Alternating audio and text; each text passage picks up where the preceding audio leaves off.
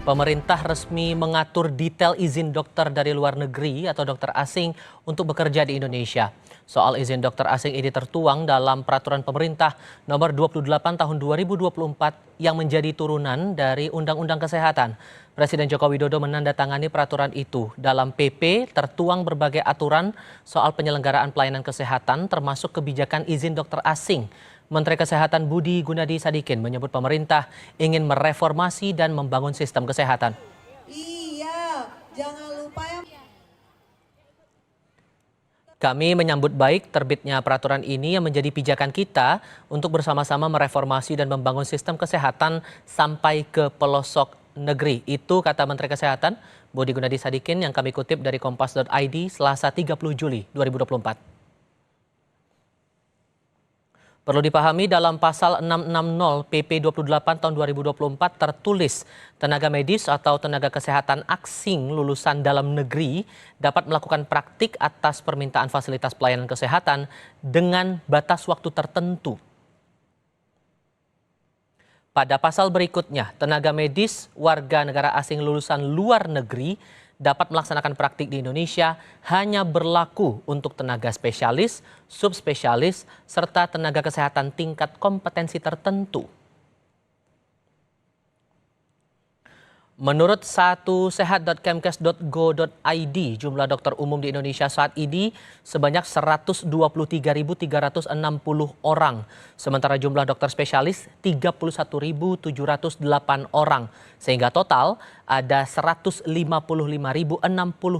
dokter di negara kita. Jumlah dokter belum sebanding dengan kebutuhan dokter untuk melayani masyarakat. Menurut standar Organisasi Kesehatan Dunia atau WHO, rasio jumlah dokter ideal adalah 1 dokter untuk 1.000 penduduk. Dengan rasio itu, maka penduduk Indonesia sebanyak 275 juta jiwa setidaknya membutuhkan 275.000 dokter. Sementara Indonesia saat ini memiliki sekitar 155.000 dokter sehingga masih kekurangan sekitar 120.000 dokter. Sebelumnya, saat meresmikan program pendidikan dokter spesialis berbasis rumah sakit, Presiden Joko Widodo mengungkap Indonesia kekurangan dokter spesialis. Menurutnya selain dokter kurang, 50% lebih hanya ada di Pulau Jawa. Mengeluarkan 2.700 dokter spesialis per tahun. Artinya memang sangat kurang sekali.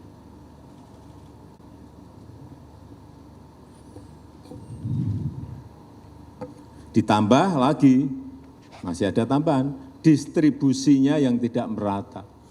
Rata-rata semuanya dokter spesialis itu ada di Jawa dan di kota. Pertanyaannya, mengapa pemerintah mengizinkan praktik dokter asing dan akan seperti apa dampaknya bagi perbaikan pelayanan kesehatan kita? Kita bahas ini bersama Kepala Biro Komunikasi dan Pelayanan Publik Kementerian Kesehatan Siti Nadia Tarmizi dan Guru Besar Fakultas Kesehatan Masyarakat Universitas Indonesia Hasbullah Tabrani. Selamat malam semuanya, apa kabar? Selamat malam. Sehat. Terima kasih semuanya sudah hadir dalam diskusi kami. Bu Nadia, kita masih defisit sekitar 120.000 dokter. Apakah dengan izin dokter asing yang tertuang dalam peraturan pemerintah ini jadi satu-satunya peluru untuk mencukupkan jumlah dokter di negara kita? Iya, jadi perlu dipahami ya bahwa aturan mengenai, tenaga, nakes ya, asing yang akan berpraktek di Indonesia itu kan sudah diatur di dalam Undang-Undang 17 tahun 2023 dan makin diperjelas lagi, di dalam PP, 28 tahun 2024. Jadi kalau, kita ketahui ya bahwa, mengenai pemanfaatan tenaga medis atau tenaga kesehatan warga negara asing itu pertama memang harus ada permintaan dari fasilitas pelayanan kesehatan yang akan melakukan penggunaan terhadap tenaga medis, spesialis dan subspesialis. Jadi memang yang kita fokuskan ini adalah tenaga medis, spesialis dan subspesialis ataupun misalnya tenaga kesehatan yang dengan ketentuan ataupun kompetensi tertentu. Kedua adalah tenaga asing yang tentunya untuk ahli teknologi atau ilmu pengetahuan. Ini yang seperti kita lakukan misalnya kita bekerja sama dengan Kerajaan Arab Saudi ya pada waktu kita lakukan operasi jantung untuk anak dan dewasa di Rumah Sakit Adam Malik.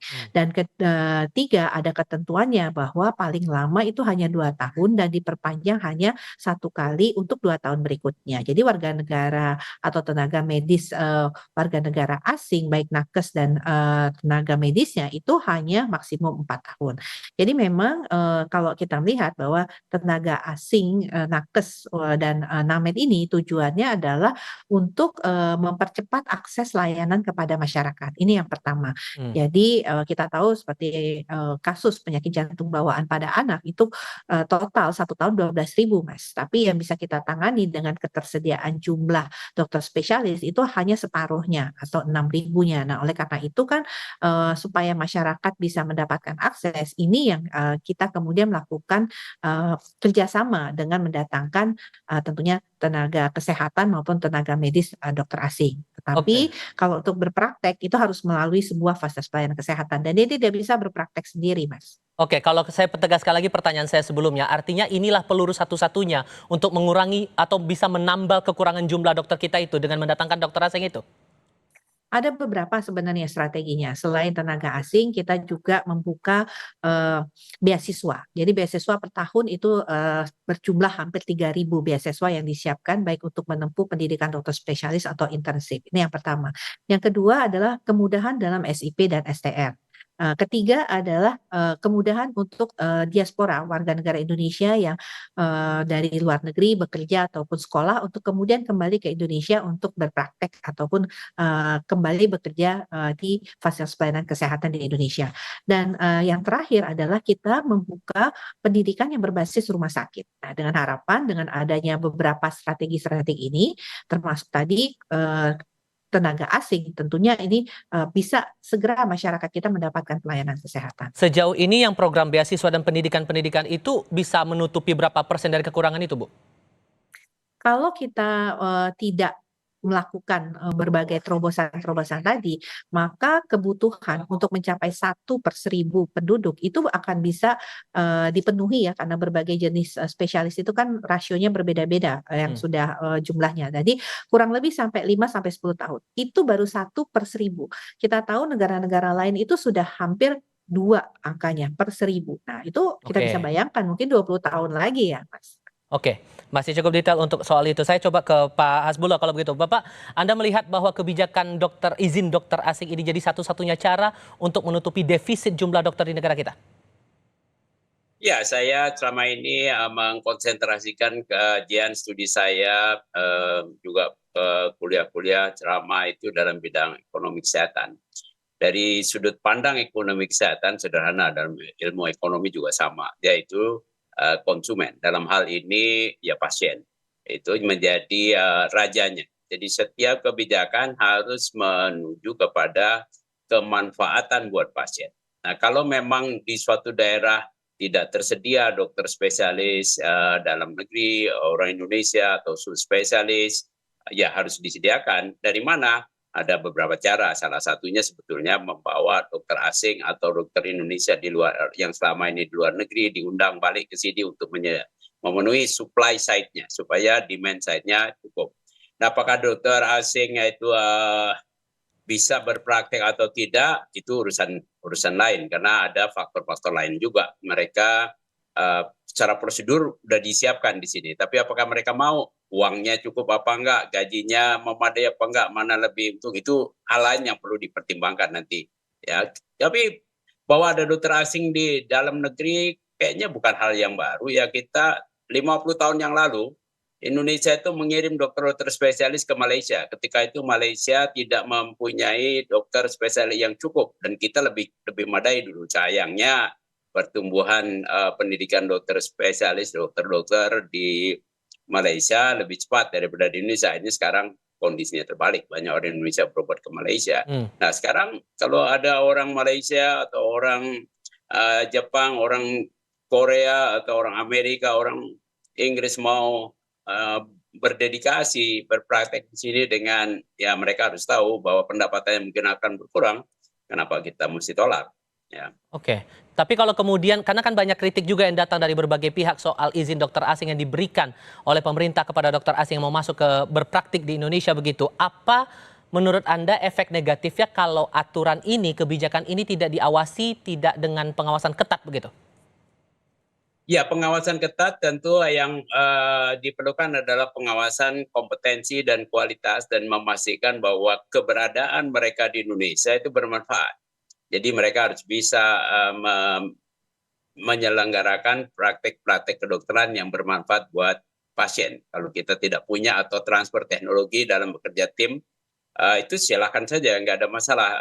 Kalaupun mereka tidak bisa bahasa Indonesia, kalau dia bekerjanya hanya dalam tim di rumah sakit yang berkomunikasi dengan tim, itu juga tidak masalah. Mungkin ada kekhawatiran dari beberapa kawan-kawan saya, ya itu biasa-biasa aja. Setiap kebijakan selalu ada pro kontranya. Ya, tapi mari kita lihat mana manfaat terbesar. Tapi kalau kemudian, Apalagi ini sorry saya potong di situ Pak, maaf. ya. Tapi kalau kemudian kita merujuk dari pernyataan Pak Joko Widodo tadi bahwa dari yang tercatat selama ini 50% lebih dokter itu numpuk dalam tanda kutip itu di Pulau Jawa. Apakah masalah kebutuhan secara kuantitas jumlah dokter itu karena penempatannya tidak merata, distribusi dokter tidak merata, atau ada faktor lain?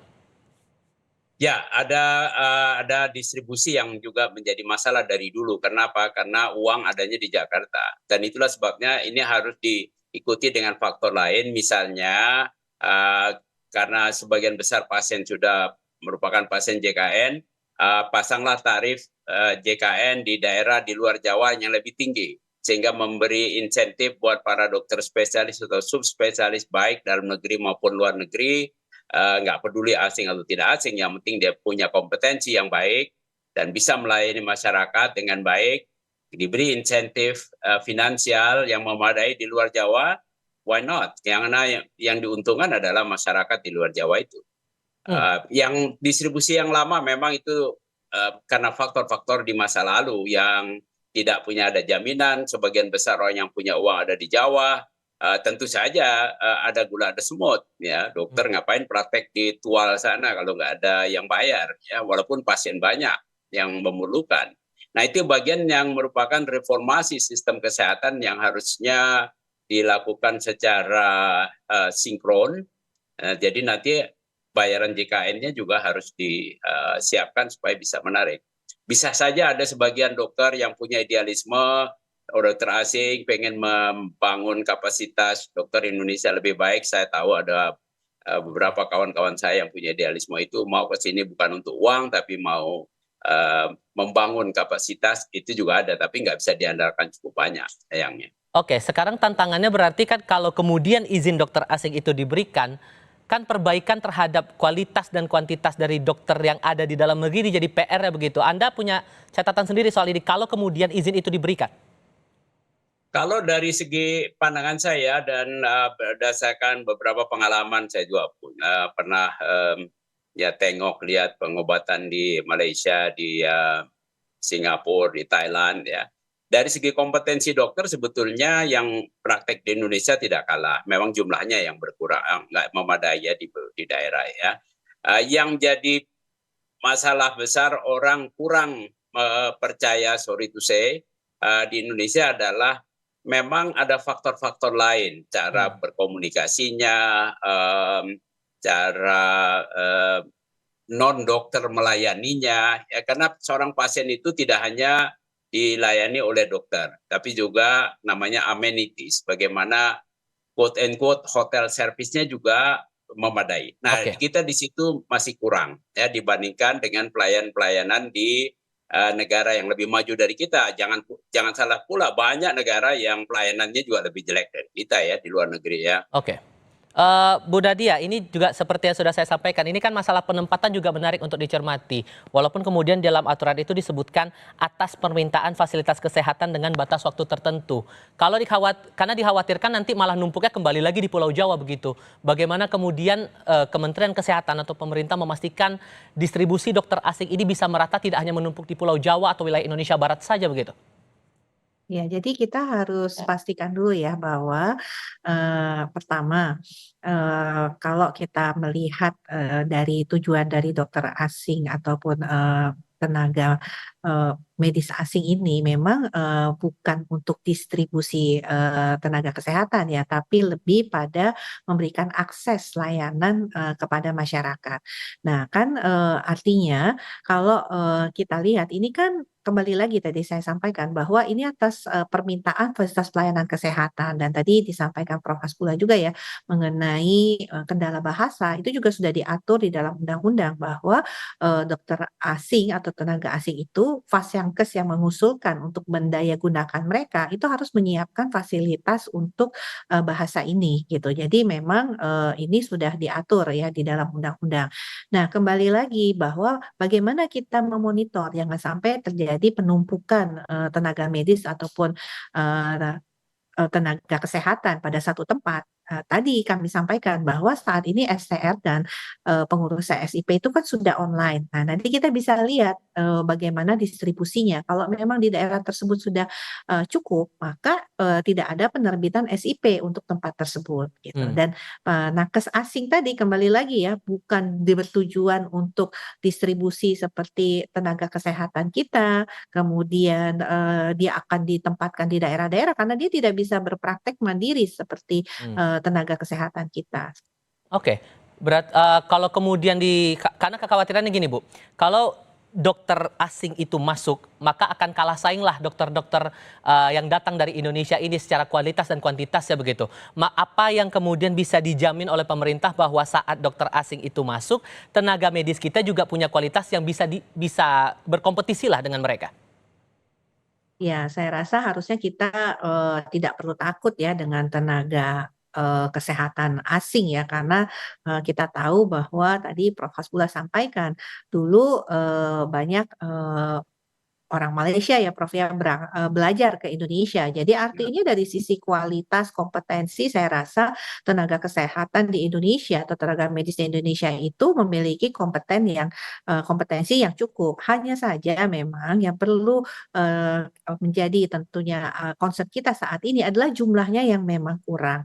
Jadi tidak perlu khawatir untuk tenaga kesehatan Indonesia ya selama kemudian dia meningkatkan terus kompetensinya dan kemudian kan kita merupakan orang yang paling tahu ya penyakit yang mungkin banyak terjangkit di Indonesia. Jadi seharusnya tidak perlu memikirkan dari sisi sebenarnya provider kesehatan, tapi yang justru kita harus pikirkan itu bagaimana layanan kita kepada masyarakat. Jangan sampai ada masyarakat tadi seperti saya sampaikan 6.000 bayi yang kemudian tidak bisa mendapatkan akses layanan karena memang tidak ada dokternya. Hmm.